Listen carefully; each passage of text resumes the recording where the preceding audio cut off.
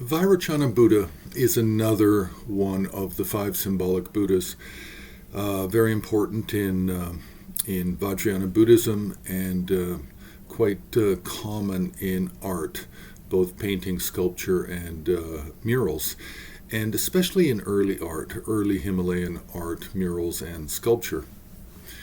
Now, to really understand Vairochana Buddha, the subject needs to be divided up into three subtopics of Mahayana Buddhism, Vajrayana Buddhism, and source texts.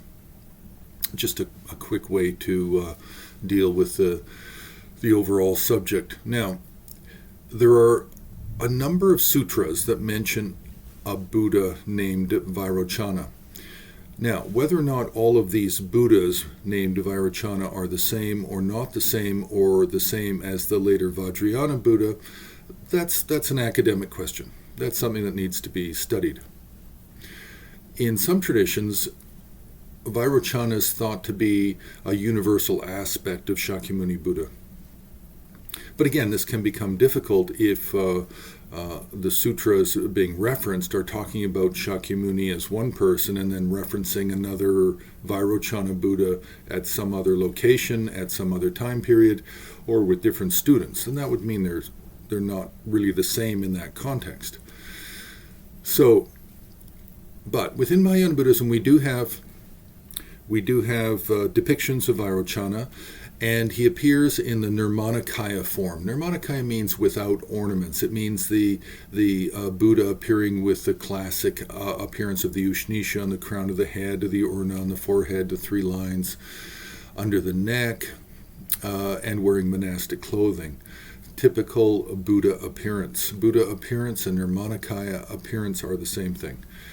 Now, we do have examples also of the pure realm of Vairochana, the Akanishta Pure Land.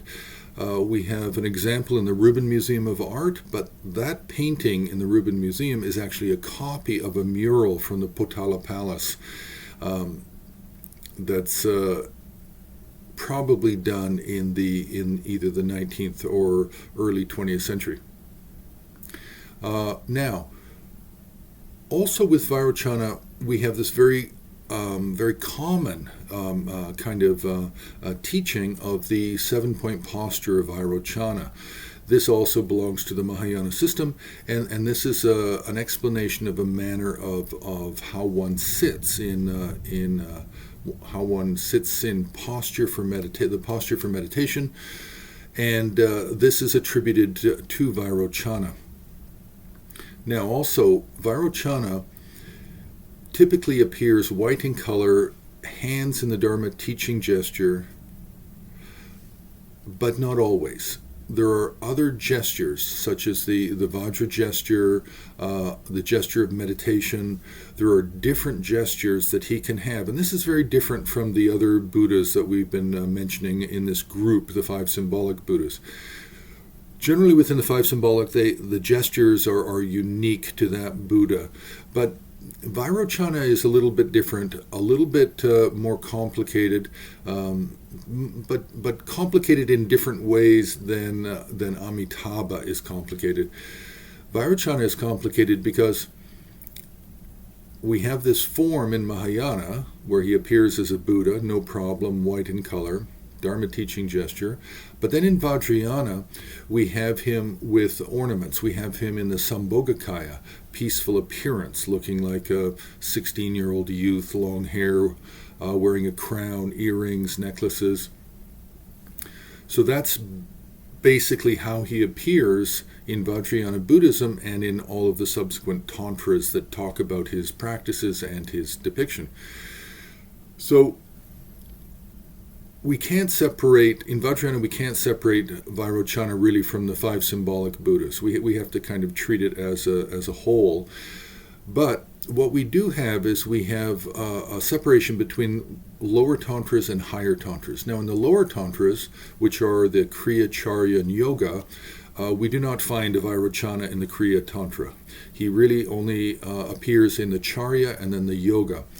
And in the Charya, he appears out of the Vairochana Abhisambodhi Sutra. It's called a sutra, but it's treated as a tantra.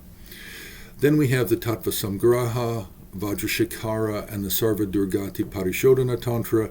And then there are a few miscellaneous practices that relate to some other minor tantras, they all have to do with Vairochana. And he doesn't have the typical appearance of one-faced, two-armed. He could be four-faced, he could be three-faced, multi-armed. So there's many different forms in the Charya and Yoga Tantras for Vairochana as a meditational deity. Now, with the highest Tantra, Anuttara Yoga Tantra, then again we have to rely on the understanding of the five symbolic Buddhas and then how they relate to the major tantric deities. Now, Vairochana himself is not a major tantric deity. There's no meditation form for him uniquely in Anuttara Yoga. He's part of the five symbolic Buddhas, and therefore he plays a major role in all of the tantras, such as Guhya Samaja, Chakra Samvara, He Vajra, and in the Nyingma Guhya Garbha, and others. So Vairochana is a little more complicated because there are so many different forms of him represented, plus he's also can be depicted from a Mahayana point of view, and he's very important in Anuttara Yoga. So there's a little bit more complexity, there's more levels of understanding that need to be really looked at for Vairochana.